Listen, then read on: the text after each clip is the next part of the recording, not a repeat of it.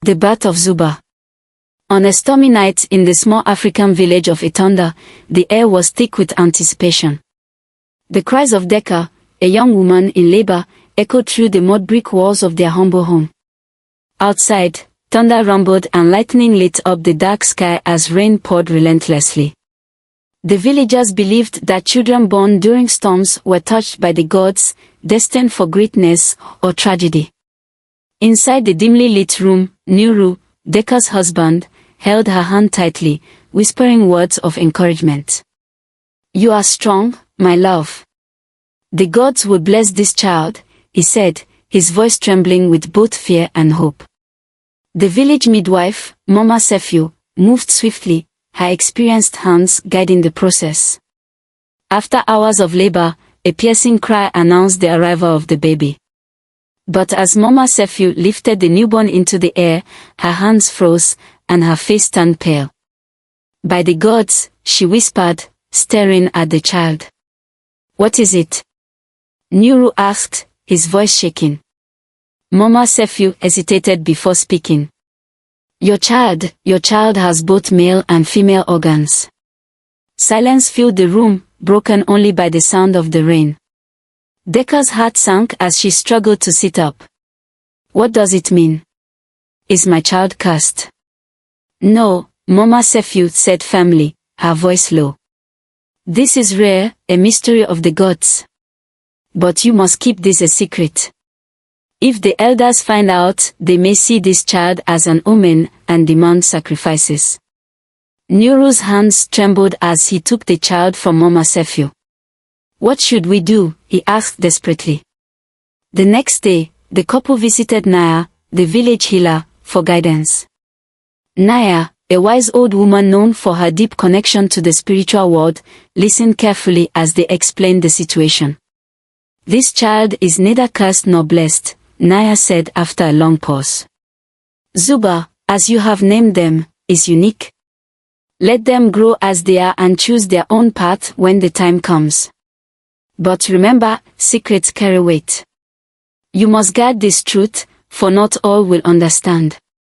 As they walked home with Zuba nestled in Deka's arms, the storm had subsided, but their hearts remained heavy.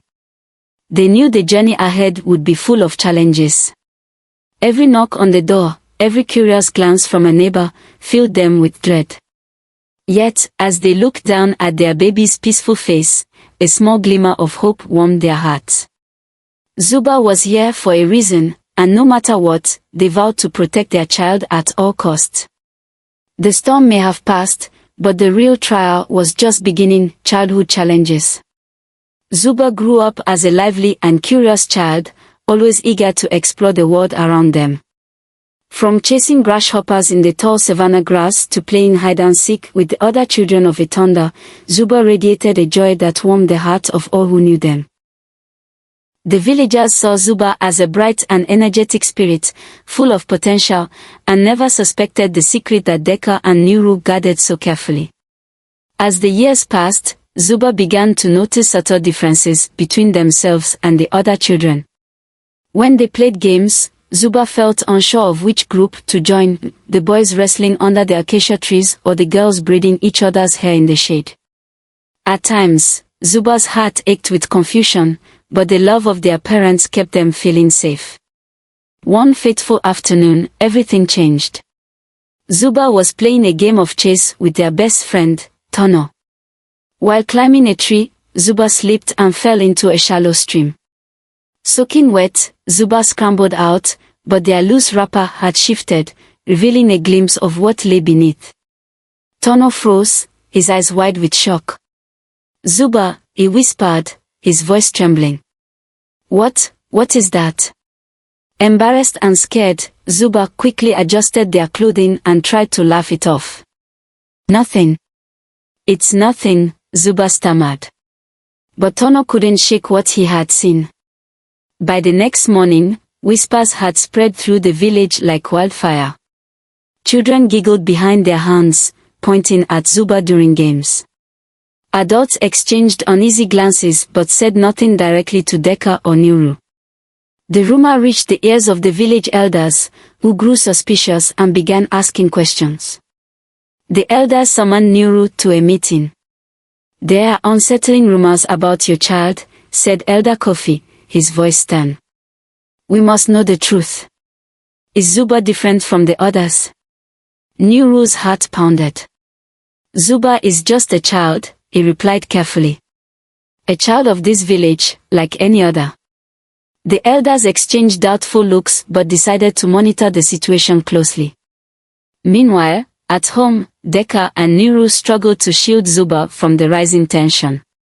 Zuba, now aware of the rumors, began to feel the weight of the village's judgment. They avoided the other children, choosing instead to sit alone under the baobab tree.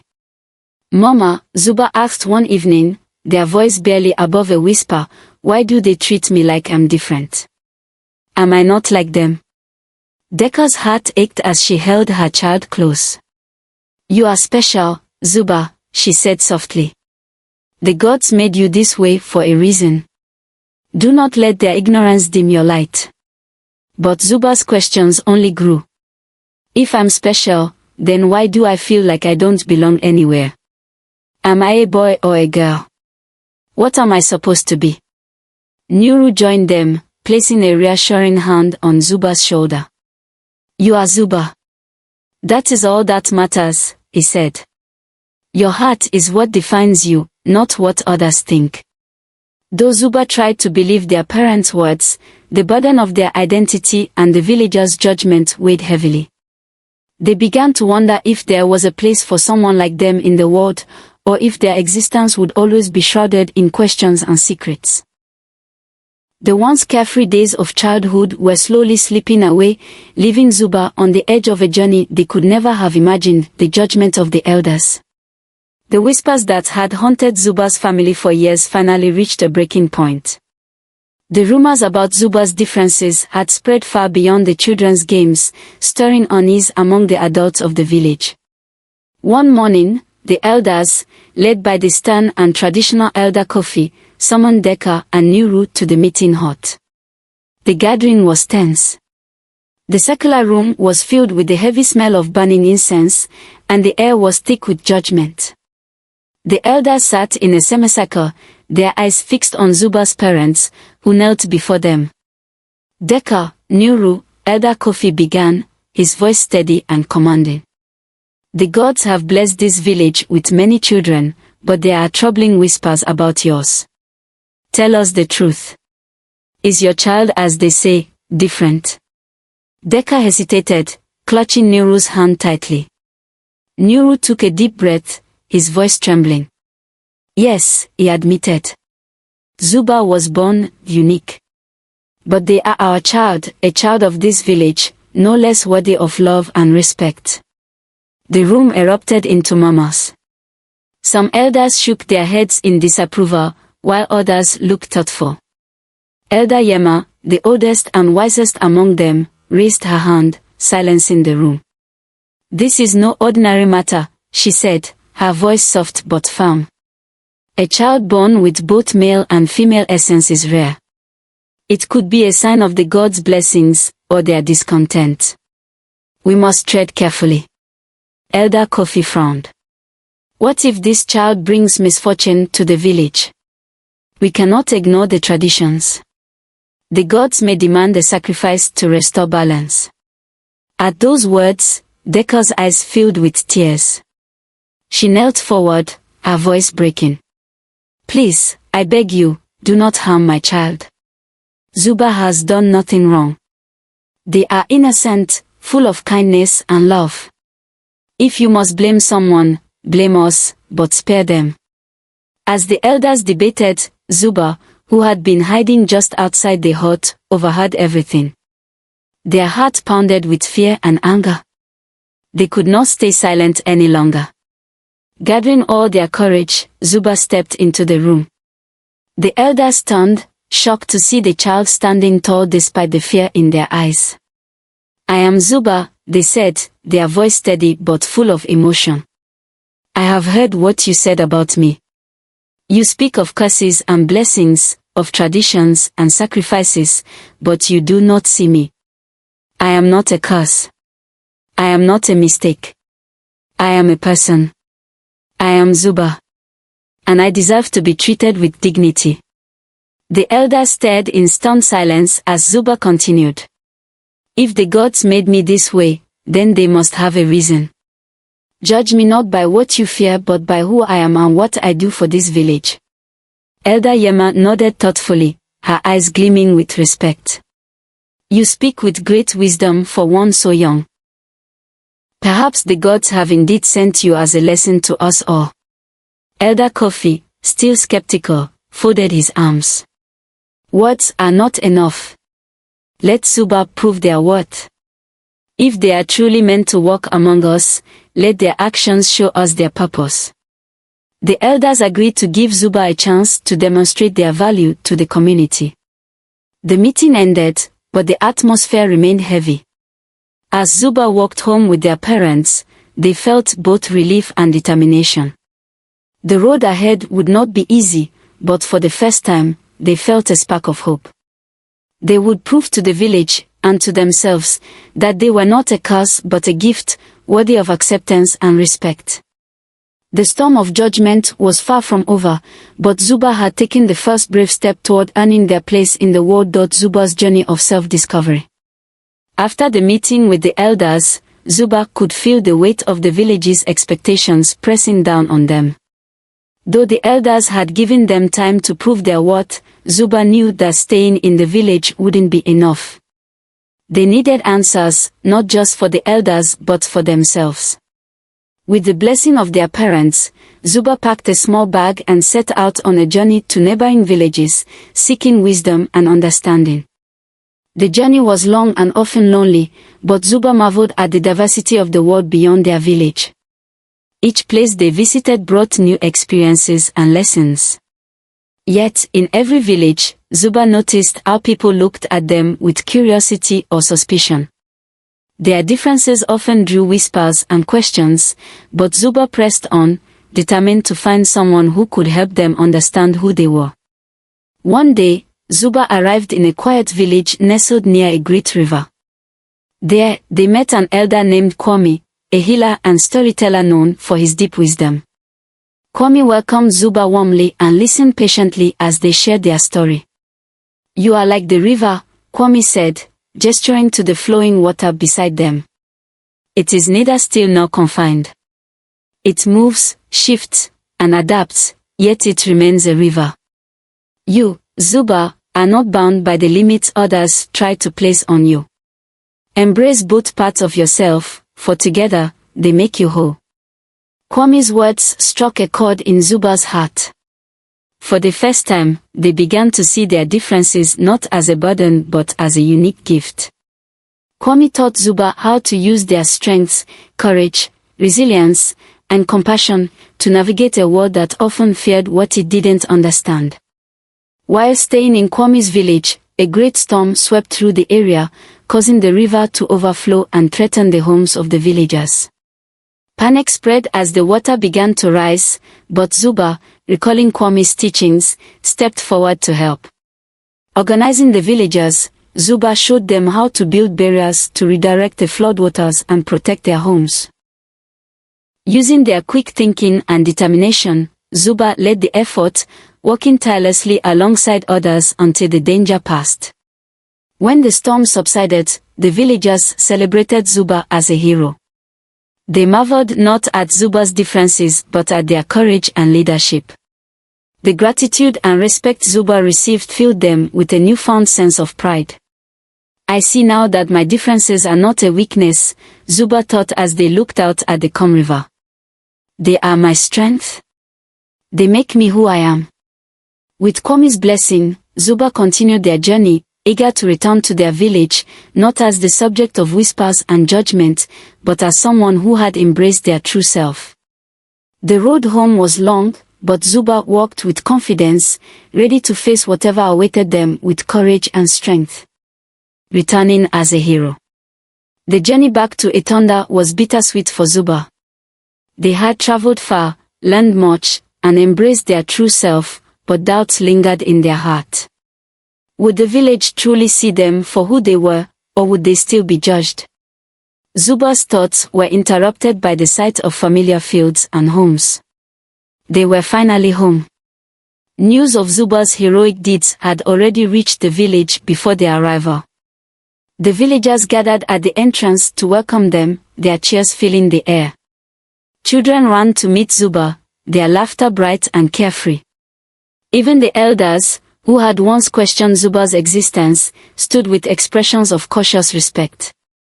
Elder Kofi, the sternest of them all, stepped forward. Zuba, we have heard of your bravery in saving the neighboring village from the flood. Your actions prove you are not a curse but a blessing. We welcome you back with honor. The crowd erupted in applause, and for the first time, Zuba felt truly seen and accepted. Yet, despite the warmth of their reception, Zuba couldn't shake the personal questions that lingered. Who could love someone like them? Could they ever have a family of their own? One evening, as Zuba sat under the old baobab tree, lost in thought, a soft voice broke their solitude. May I sit with you? It was Omori, a kind and thoughtful villager Zuba had known since childhood.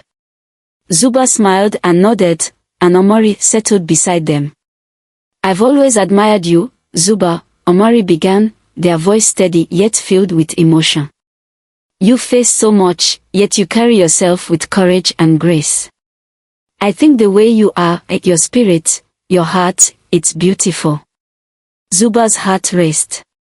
They had never expected someone to look past their differences and see them for who they truly were.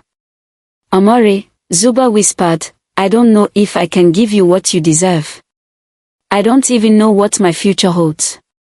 Omori reached for Zuba's hand, their gaze unwavering. The future is uncertain for all of us. What matters is how we choose to face it. I want to stand beside you, no matter what. For the first time in their life, Zuba felt a glimmer of hope for companionship. They didn't have all the answers, but in that moment, they realized they didn't have to face the journey alone. The village began to accept Zuba not just as a member of their community but as a symbol of resilience and uniqueness. Slowly, the whispers of judgment were replaced by words of admiration. Though challenges still lay ahead, Zuba now had something they had never dared to hope for: acceptance, love, and the promise of a future where they could truly be themselves. Embracing identity and love. As weeks passed, Zuba and Omori grew closer, their bond deepening with each shared moment. They spent evenings by the river, talking about their dreams, fears, and the future. Zuba confided in Omori about the pain of being different, the whispers that had followed them, and the weight of the expectations placed on them. I've always wondered if I'd ever truly belong, Zuba admitted one night, their voice barely above a whisper. Or if anyone could ever love me for who I am. Omori took Zuba's hand in theirs, their gaze steady and full of warmth. Zuba, you've shown this village what strength and courage look like. You belong because you've earned your place, not by proving yourself to others, but by being true to who you are. And as for love, Omori smiled. You don't have to wonder anymore.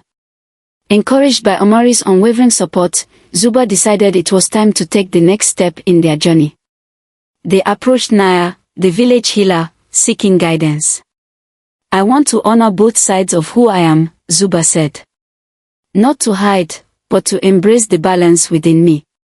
Can the gods bless me for who I truly am? Naya nodded, her eyes glinting with pride. The gods have already blessed you, Zuba. But if you wish to mark this moment, there is a ritual that symbolizes the harmony of both identities. It will not change who you are but will remind the village, and yourself, that you are whole. Word of Zuba's decision spread through the village, and the elders, once hesitant, gave their blessing. To honor Zuba's bravery and the journey they had undertaken, the village organized a celebration, a day of music, dancing, and storytelling around a great fire. When the day of the ritual arrived, Zuba stood in the center of the village, surrounded by their family, friends, and neighbors. Deka and Nuru, tears in their eyes, held each other tightly, overwhelmed with pride. Amori stood beside Zuba, a reassuring presence that gave them strength. Naya led the ritual, calling upon the ancestors and the gods to witness the moment. Zuba was adorned with symbols of duality, gold and silver bands, a staff with 2 branches, and a sash woven with contrasting colors. As Naya chanted, the villagers watched in awe, feeling the weight of the moment.